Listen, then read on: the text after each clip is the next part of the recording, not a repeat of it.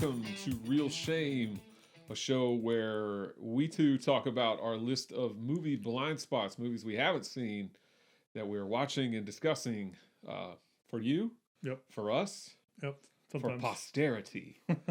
My name's Andy. And I'm Adam. Some cases it's posterity. Some cases not so much. Not so much.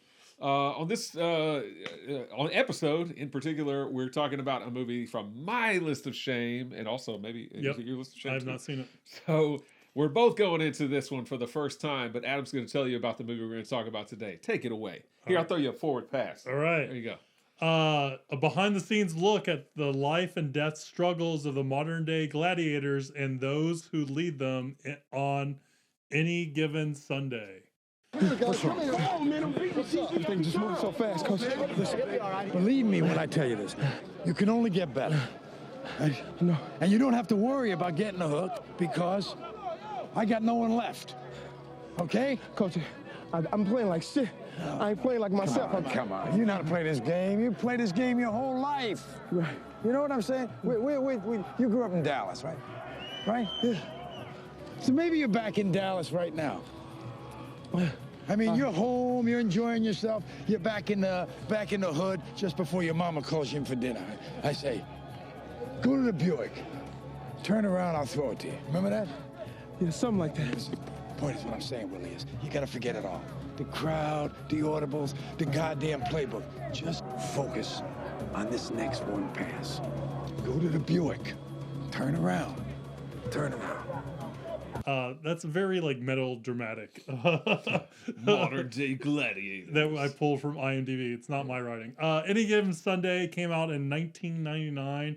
It is written by Daniel Pine, John Logan, and Oliver Stone. It's also directed by Tony Scott. No, I'm just kidding. It's not Tony Scott. It's Oliver Stone. You read my mind. You read my mind. I was going to ask you.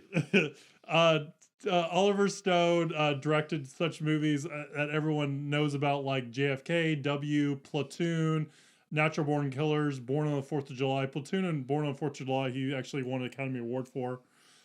Snowden, Savages, and a movie we did for the podcast show earlier, Alexander. Yeah, we've done Alexander and Platoon. Yep. Oh, yeah, we did do Platoon. Yeah. So we've done a couple of his movies so far. Not quite as many as Edward Zwick, but we're getting there. Yeah. Still got a ways to go before we catch up to Ed. Yeah, it's true. Pine is known for things that he's written as Where is Marlowe, The Manchurian Candidate, the remake with Denzel Washington, Fracture, and Some All Fears, the Jack Ryan, Ben Affleck movie. And then John Logan is known for The Aviator, Skyfall, and Rango. So a bunch of different various movies. Like they kind of cover the whole gambit. Interesting. Of Rango and The Aviator and Skyfall. Yeah. Interesting. Any Given Sunday stars Al Pacino as Tony D'Amato, Cameron Diaz as Christina Pagliacci. She corrects them in the movie, and she needs to correct me in real life. Dennis Quaid as Jack Cap Rooney, James Wood as Dr. Harvey Mandrake, Jamie Foxx as Willie Beeman. We're gonna be here for a second. LL Cool J as Julian Washington, Matthew Modine as Dr. Ollie Powers, Bill Bellamy, which you don't see in a lot of stuff, as Jimmy Sanderson, Lauren Hawley as Cindy Rooney. We have Anne Margaret as Margaret Pagliacci. Hopefully I got that close. And Aaron Eckhart as Nick Cozier, and on and on and on and on, and so many more people that I left off in this movie.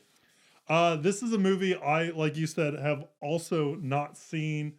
I feel like I've not seen a whole lot of Oliver Stone movies, actually. I saw like JFK in theaters. I've seen Snowden. I've seen Natural Born Killers, of course, and then the ones we watched for the show. But I feel like that's it. Where are you with Oliver Stone? I feel like I've seen, he's like a lot of directors. I feel like I've seen most of his stuff up until we start getting into like the 2000s. Yeah. And then it kind of leaves me like Savages. And, World Trade Center. I did see World Trade Center, actually. Okay. Strangely enough. And I did see Snowden. And I did see W. So maybe I'm lying. Maybe I did see all those ones. But I feel like he's had some other ones. Or maybe he's just had some documentaries or something. He has a bunch of like documentaries about like, what's the word? It's like JFK, more JFK stuff. No, it's like he's interviewing like the guy who ran Cuba. I can't. His name's leaving Oh, me. Right. Castro. Castro. Yeah. So like a bunch of communist, like people. Like he has a documentary called the Putin interviews. Yeah, I haven't seen that. Yeah. So he kind of interviews a lot of those kind of people. So maybe that's what I'm thinking of. So probably most of his movies I think I've seen, but the documentary stuff I haven't touched that stuff. All right. So well, so Any Given Sunday, like I said, I haven't seen, and it's your week, so you obviously haven't seen it. So what did you know about Any Given Sunday, and what did you think about Any Given Sunday after seeing it? I mean, I remember when this movie came out in 1999, and so I watch football now, but I didn't watch football back in 1999. For me, the best sport in the world. What was and always will be curling. No, I do love me some curling when the Winter Olympics come around. But for me, it's basketball. For most people, I don't know about most people, but in Texas, football is life. Football is king. But for me, basketball has always been and will always be life. I think basketball is a better sport. Don't kill me, but I think basketball is a better sport. So I didn't watch football back in 1999. So when football movies came out, because remember we did Rudy on the show, I'd never seen that either. It's not like I avoided watching football movies. But you never went out of your way. Yeah, they didn't hold as much interest for me to watch football movies. I saw, enough, but I movies like this, when they would come out, I had plenty of friends who were big football fans of various teams, and they were like, yeah, we got to go see Any Given Sunday. I just never cared. I mean, even though, at the time I had seen Natural Born Killers, I had seen several of Oliver Stone's films, but I just was like, take it or leave it. And I left it.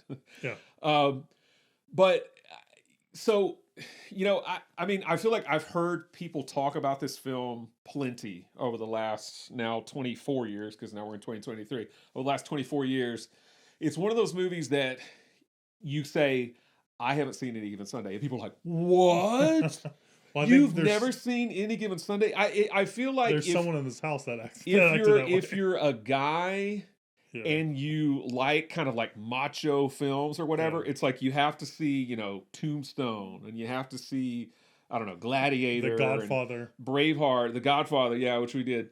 I feel like Any Given Sundays, or I guess a lot of sports movies fall into that. Like, how could you not have seen Rudy, which I had not seen? How could you not have seen? And I feel like Any Given Sunday is one of those types of movies. So, I mean, I definitely knew it was about football. I knew Jamie Foxx played Willie Beeman, because I feel like I've been to like trivia nights where they've asked questions about this, and like they'll say a quote from this movie, and I'll be like, yeah, I have no idea what that is, but somebody on the team will be like, oh, it's Any Given Sunday, because everybody's seen it but me.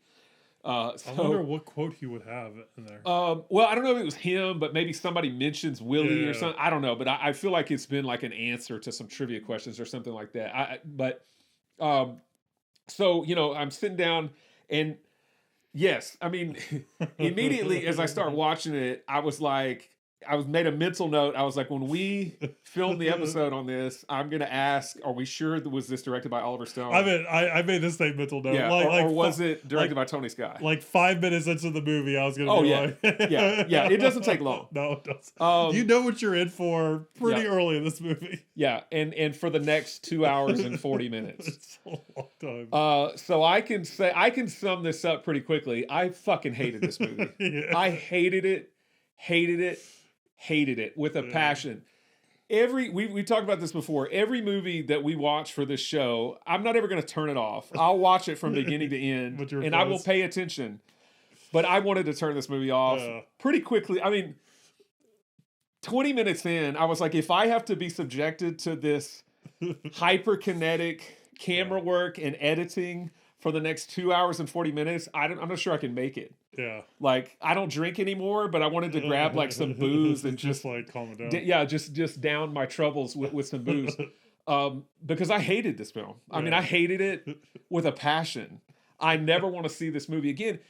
And it's like, I feel like almost like I'm being unfair. There might be a good movie or a good story in here somewhere, but buried underneath all of that ADD editing, all over the place, hyper. I mean, as you recall, we did Enemy of the State, which is a Tony Scott movie, but I actually kind of liked it. Yeah, and I don't think it's very tame, I feel like, compared to this. Yeah. This movie reminded me of Domino, which is another Tony Scott film, which I hate with a passion as well. And Man on Fire, you also weren't a big fan of that. Like same kind of deal. every shot is like 2 seconds and Didn't cuts over here and cuts over there and cuts over here and does this and it we- has like superimposition and all these Yeah. just weird. I know he did that in Natural Born Killers, but he did that for a reason in Natural Born Killers. You have these It crazy works people. better It in works Natural better. Born, yeah. But he carried that over into Any Given Sunday, and it just does not work for me at all. I hated this film. I mean, I hated it. Like I can't really be objective about a lot of the things about this movie because the whole time I was just seething with hatred for this because it wasn't a visual feast for my eyes. It was just like a nightmare watching this film. I couldn't stand it. I will say, I did think Jamie Foxx was good. I mean, I liked his character. He's Al Pacino was Al Pacino, like his normal kind of shtick. I thought Cameron Diaz was miscast. I didn't think she was that great as Christina. She seemed like she was saying the words, but she didn't understand what the words were. It felt like a lot of times. I felt like she was miscast. I mean, I like Dennis Quaid as well, but I couldn't appreciate the movie at all because his camera work and editing choices and needle drops and just it completely took me out of it the entire time. I was like, this is torture watching this. Yeah. I just don't know why you make a movie and have it look like this. And I asked the same question of those Tony Scott movies that I hate. Yeah. Why and some people love it. Yeah. And that's more power to you, but I hate it. I can't stand it. Yeah. Did you have a strong reaction to it as I did? I don't think I had that strong a reaction. I'm with you. I don't think this is a great movie. This is like down with Find Me Guilty, honestly. Yeah. Like of the movies we watch, it's really not good. I pulled from trivia, and this made me chuckle when I read it, is from the editing point of view, there's over 3,000 cuts in this film, which I'm like... I believe it. I believe it. Yeah. I believe it. I mean, everything you said is valid, right? It is needlessly kinetic and cut. The needle drops for the new metal and the techno and the rap music is just jarring, and it doesn't really fit in overall, and it's just distracting. And the problem is like, I turned to Kirby when we were watching it. I'm like, what is this movie trying to say? Yeah. Like, it has no point to it at all, right? It's just a story that's unfolding between us, but we really don't get like there's nothing behind it. Like, it's not about the redemption of, Jack Cap Rooney after he gets injured. It's not about the, comeuppance of Willie Beeman for thinking he's all that and all that kind of stuff. Yeah. You kind of get these like vignettes of these people's lives, but they add up to nothing. Yeah. It's just like it's just there to waste your time on screen. Like even like Al Pacino, he's the old guard and he's leaving, and you're like, okay, maybe this is about him, like his last hurrah, or maybe this is like he is old and he's too set in his ways, and so maybe he's gonna learn his lesson. But none of that happens. None of that's true. It's like you get like little taste of things that could be interesting about this movie, or that could make an interesting football movie. And the movie just doesn't care about any of that stuff. It just wants to show you, Oliver Stone as a fucking... Oh, sorry. Oliver Stone as a commentator every once in a while. Like, we see more Oliver Stone than almost anything else, I feel like. Here. Yeah, you even see Oliver Stone... There's a caricature of him next to the Al Pacino caricature in the restaurant. And I thought, gosh, Oliver Stone really inserted himself in this movie quite a bit. Yeah, and we even have, like, Elizabeth Berkley in there as, like, a cameo. Her teeth scare me. Oh. Her nose is like too tiny. I don't remember her looking like, maybe her teeth are that big in Showgirls, but like it looked like she had like prosthetic teeth, maybe. Like fake teeth on. And I was like, why would they put fake teeth on her? But she looked weird in this film. Kirby likes to think that that's a continuation of her character from Showgirls. It may be. Did she pronounce Versace? Did she pronounce it Versace in this movie? Maybe. I don't remember. So I'm with you. I mean, I don't think I hate this movie. I hate the cinematography. I hate a lot of things about this movie. But I dislike this movie, but I don't think I hate it, right? I hate it. But it honestly made me rethink if Oliver Stone's a good director. Well, like, cause like to me, it just feels like the whole movie's in bad taste. And in fact, I think the case in point is when he's doing the credit scene at the end, it's white text with like this lime green background, and you're like, I'm like, this is ugly. Like, whose idea was this? This is like actually revolting to look at, and all that kinds of stuff. And the other thing I'll add too is the football uniforms look cheap. He looked like he like paid some intern to make football uniforms. They all looked terrible and not believable as a professional football organization at all. So I don't know what they spent the money on for this movie. But go on, sorry, I interrupted you. The movie is 2 hours and 40 minutes long, but there's like a whole nother scenes like during the credits, and like I was like, what? Quit already! Like, enough already! Yeah. I don't get it. Yeah, I just kept going and going and going. I just feel like, it's just why did he make this? Like, I don't get the why behind this movie. Well, I like Jamie Foxx when he finally does get the starting quarterback position, and he's like, I'm not gonna screw the coach. I'm just gonna do what I kind of like that aspect of it. You know, him just kind of being like, I'm not gonna do what you tell me to do. I'm gonna do what. He's hit a very strong character. I kind of liked that part of the movie, which is why I like I said, I thought Jamie Foxx's character Willie was a good character. They drop it like he kind of that way, and he's talking about all like like the like how basically he talks about like the racism that he feels like is inherent in football and all that kind of stuff.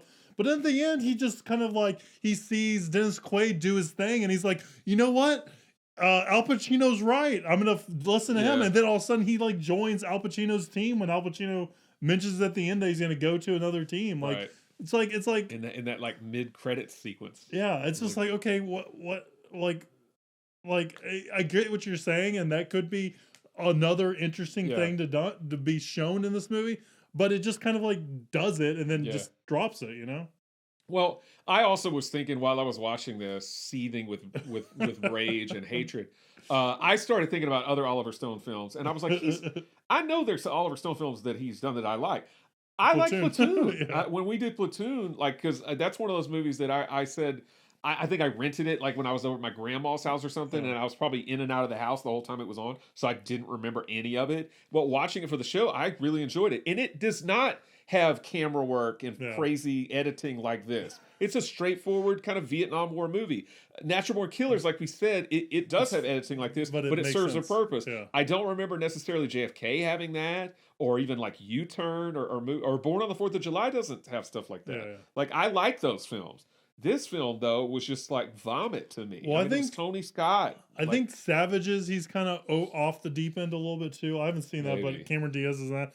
Oh, but Alexander also had crazy cam work, if you remember. But I didn't feel like it was the whole movie. Yeah. I mean, I remember there was definitely like parts of it that we talked about. Yeah, stuff like there was parts of it like that. But again, I can maybe see that in a hallucination thing. You have all this weird kind of editing, but just the whole movie, all of Any Given Sunday, all 2 hours and 40 minutes or whatever, is like that. I asked Kirby if she thought he was on cocaine the whole time, because it seems very like...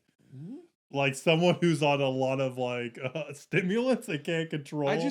It's to me that just again, if I was not watching it for real shame, I would have turned it off. I would have turned it off really quick because I can't take it. And again, I like football. I didn't watch football back in '99, but I watch football now. I watch plenty of it. I watched football this weekend. I watched the playoffs and whatnot. I mean, because we're filming this obviously before it airs.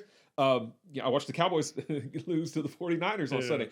I watched a lot of football now, and I enjoy watching football, but I did not enjoy watching this. No, and the football scenes were like incomprehensible. Like because it shook, and I think it was trying to show like the heightened action and all that kind of stuff, but it's really like, what is going on? Like the camera's shaking, everything's blurry. You can't process like what is going on.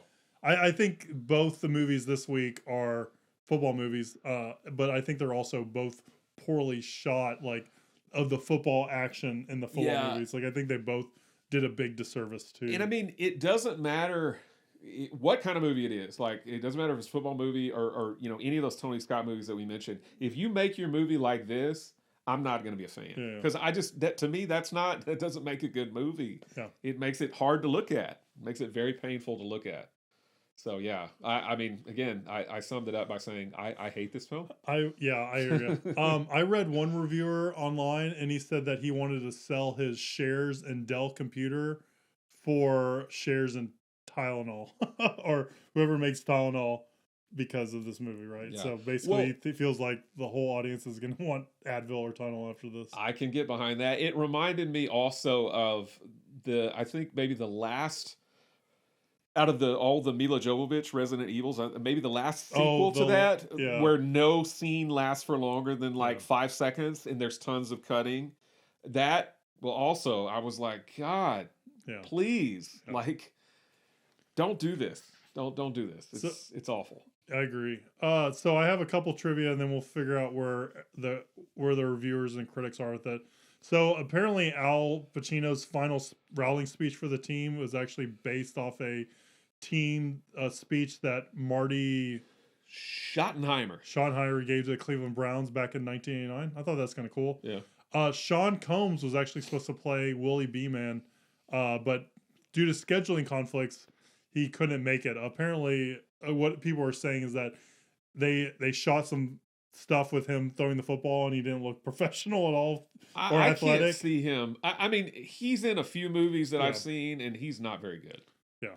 So I think Jamie Foxx definitely an upgrade for sure. Yeah, and I feel like this was one of, if not the first kind of dramatic role that Jamie Foxx had done, because prior to this, he had done kind of in Living Color and comedy stuff, Booty Call and stuff. He hadn't really done dramatic stuff, and then he started doing this, and then he would go on to do like Ray, which we did, and Collateral and stuff like that. So this was the beginning of him being taken seriously. Yeah. Oh God. Yeah. That one. I forgot about that one. Yeah. So where are the critics on this guy? That 52% fresh, which to me is still too high. Yeah. 73% say audience. Ebert did give it thumbs up. Wow. Although I read a little bit of it, and I think he also kind of mentions, because how can you not mention like the camera work and all that stuff? But he's like, yeah, it's still okay. How frenetic it is. But Leonard Maltin gives it 2 stars, which still pretty positive. That's too high for me. Yeah. I mean, for me, it would probably be, not probably, it would be a bomb. Yeah. Absolutely. Yeah, I just don't see a lot of things redeeming about this movie, you know? Well, I mean, I could name all kinds of football movies that are infinitely better than this piece of shit. Well, there you go. All right, so that's Any Given Sunday. On these Monday episodes, we like to talk about what we've been watching. I'm going to toss it over to Andy. Hopefully, you've seen something good to counterbalance this movie, but we'll see. What have you been watching lately? Man, what have I been watching? I watched Uncharted. Oh, you did? I did, because I liked that movie, and I gave it a recommendation. So hopefully it wasn't a waste of your time. Well, I didn't hate it like Any Given Sunday, but I didn't like it. Okay. I mean, I'm a fan of the Uncharted games. I know you are too. I've played all the Uncharted games. And to me, it borrows a lot from the games, which I get. You know, they're trying to appeal to those of us that have played the games. But I honestly just felt like I was watching a video game the whole time. I felt like I needed a controller in my hand. Yeah. So I didn't really like it. I also, like, I kind of like Tom Holland, even though he's not what I picture as Nathan Drake. Yeah. He was okay, but I didn't like Mark Wahlberg as Sully. No, I think he's terribly cast. Yeah. I think it should have been like someone like Bruce Campbell. And Bruce Campbell kind of played that role a little bit in Burn Notice, but it should have been someone older. Yeah. So that took away from it, but just overall, it was too video game-ish to me. Yeah. And I just felt like somebody hand me a controller because I need to jump right here. So I wasn't a fan of that. I watched another movie that was not good called Die in a Gunfight. You ever heard of that? I have not. I don't remember the guy's name. The lead guy, the lead actor, the lead actress is Alexandra Daddario. But it's basically a Romeo and Juliet kind of story. Okay. But so if I tell you the title, like Die in a Gunfight, you expect action, right? Chekhov's gun. Chekhov's Die in a Gunfight. This movie was so boring. Like there's not nearly enough action in it. Yeah. It's so dull and boring. It was on Hulu. It was so dull and boring. It killed you of boredom. I was bored out of my mind. Right. I died. Not of a gunfight, but of boredom. Right. I died by the boredom. It was such a piece of crap. I got on an Australian movie kick for a hot minute, and I watched Puberty Blues, which is a Bruce Beresford movie, the guy that directed Tender Mercies and Driving Miss Daisy. Puberty Blues is basically, it's like 1981, I think. It's a coming-of-age Australian movie about these two girls that they're kind of nerds, but they end up getting in with the cool crowd and whatnot. It's pretty good. I mean, it's kind of a hangout movie, but I like watching movies like that because obviously I didn't grow up in Australia, so it gives you a picture of like what teen life was teen life was like back in the early 1980s when growing up in Australia. Boxing kangaroos on the weekends for fun, stuff like that. Unfortunately, they don't do any of that. Stealing babies. some of their slang that they use was kind of interesting, and it's an okay movie. The music was done by Tim Finn, and I'm a Tim Finn fan. He was a part of Split Enz, which is a New Zealand group. Well, Neil Finn is his brother, and Neil Finn is the lead guy for Crowded House. Okay. So Neil and Tim are both musicians, been musicians for a long time, have made some wonderful music. So anyway, I like Tim Finn. I watched Wind Rider? Not Windjammer, Wind Rider, I believe. That's the movie that Nicole Kidman made before she came to the States. Okay, yep. Like when she was still in Australia. Because she made like BMX Bandits and stuff. Yeah. So she made a movie about BMX bike riding, and in this one, it's like windsurfing. Right, I think it's called Wind Rider. She's doing all the action sport movies. Well, but she's not the surfer in this movie. It's like her boyfriend. Think of movies like Rad or Thrashin'. Any movie that centers on like a sport like that. It's just basically kind of like that. It's pretty cheesy, but it's fun. Like I liked it. She plays like a rock singer in it, so she has like a. She doesn't do her own singing, but she has a part where she's like making an album, so she's like on stage like doing some crazy dance, and it's pretty silly. You can look it up on YouTube.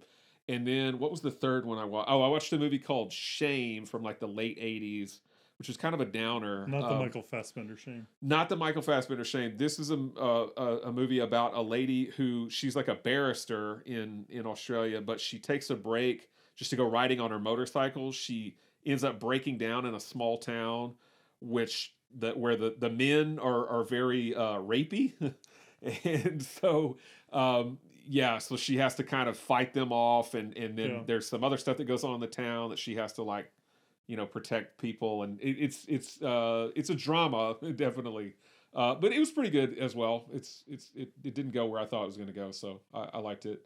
I mean, I'd say I liked them all three. I liked all three of those Australian films pretty well. So that was To Die in a Gunfight. Die in a Gunfight. Skip that one. Uncharted. Puberty Blues. Not a fan of that. Puberty Blues I liked. Wind Rider I liked. And Shame I liked. And then I watched a movie that I see on your list. Okay. So I'll wait until you talk about it. Which one?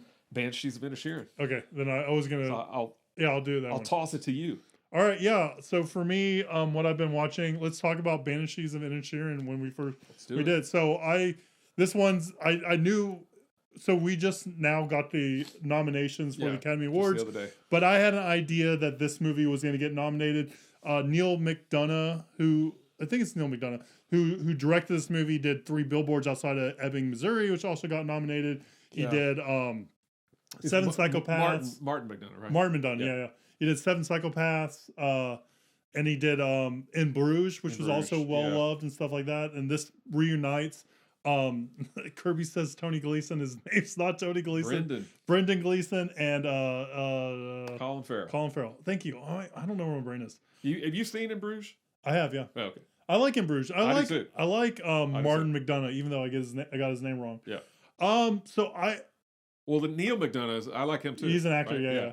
I overall like this movie. This movie is not what I expected, but I think that's kind of the joy of it. And it kind of takes a turn towards the end, and I get why it does it, but it's kind of like a lot for me to swallow. I think you know what I'm talking about, because something happens to a thing in there that I was just like, oh, really? This is hard for me to watch. But it makes sense for the movie to kind of take that final turn.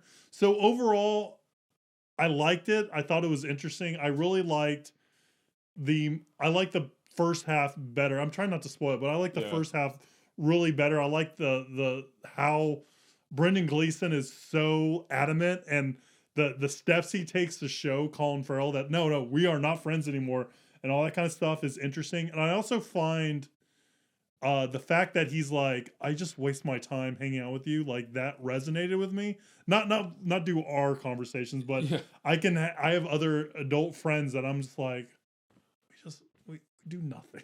Like we Yeah. could do so much more with our time. Yeah. And stuff like that. So that kind of resonates with me, and I get that. But again, I like it overall. The ending is just, or the turn it takes is just like, I get it, but it's just like, oh, I wish they could have done it a different way, just because of where I land on things personally. I'm not sure I know what you're talking about, but we'll talk about it off camera, Yeah. so we don't spoil it for the folks out there. I like this movie a lot. Yeah. I watched it I think a couple of nights ago, and it's. I mean, I'm not saying that it's a movie like I've never seen anything like this before, but it's so interesting. It's an interesting story. It's an interesting place. It's an interesting time period.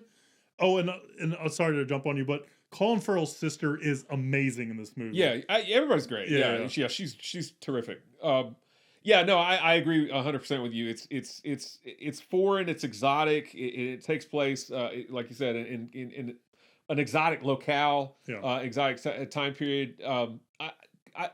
I like the casting of Colin Farrell, because he gets to use his natural Irish accent. But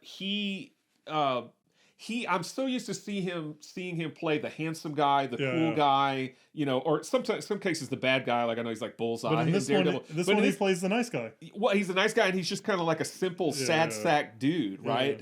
Like he's a simple guy or whatever. So it's nice. interesting. What's wrong with being nice? Yeah, he's an interesting character.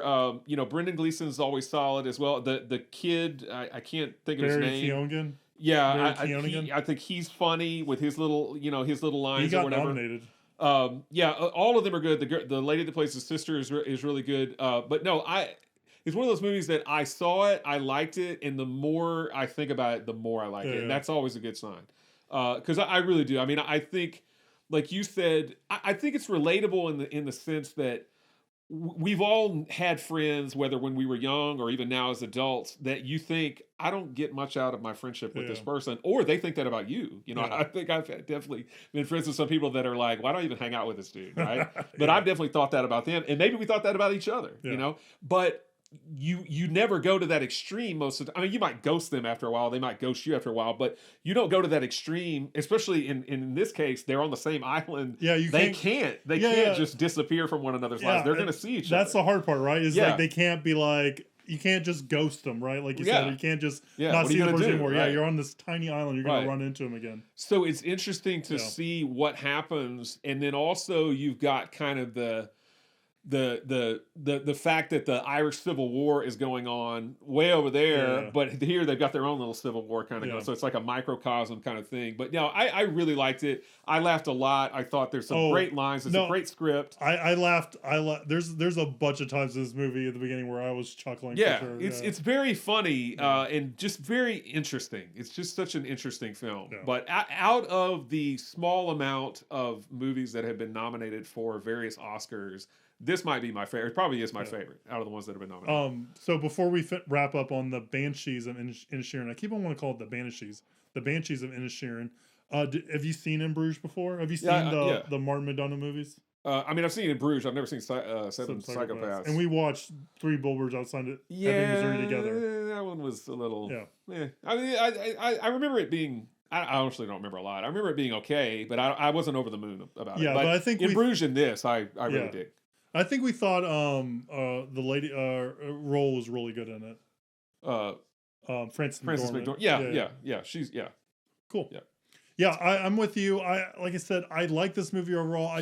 There's one thing in it that is just like hit me a little rough, but like it hit Colin Farrell's character, so I get it. So yeah, Banshees of Inisherin. I think this is gonna do well. I'm with you. I overall like it.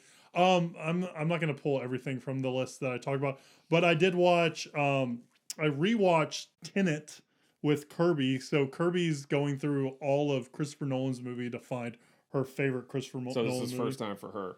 Yes, first time for her watching it. Yeah. And, this is probably my third or fourth time seeing Tenet. I saw it in theaters. I've seen it once at home when I got it. So this is probably my third time, and I saw it once again with Kirby. And I wasn't a fan of it in theaters, and I wasn't a fan when I rewatched it. I'm warming up to it a little bit more. I know what I'm getting into in this movie now, and It's like throw mama from the train. Third time was the charm for me. So I'm not gonna. This is not like a wholehearted recommend movie for me. I think it's a lower tier Nolan movie. It's too convoluted. It's too up its own butt. The dialogue is almost unintelligible unless you have the subtitles on. The fight choreography is still silly sometimes when it's like playing backwards. But if you know that going into it and your expectations are low, it exceeds them a little bit. I mean, I liked it. I don't know. I was a fan. So I wasn't a but I'm warming up to it. So maybe like fifth or sixth time I'll be over the moon about it.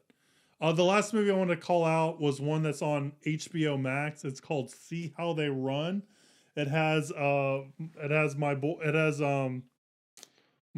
in it from Moon, Sam Rockwell, and also from 3 Billboards Outside Ebbing, Missouri.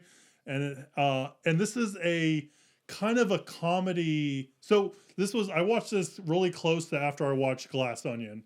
And so this is like a murder mystery comedy that takes place in like the 70s in England. Mm-hmm. And basically it's about a young detective and Sam Rockwell who are trying to solve this murder that happens during this play that is done by the play is written by I'm terrible at everyone's name today and it's embarrassing.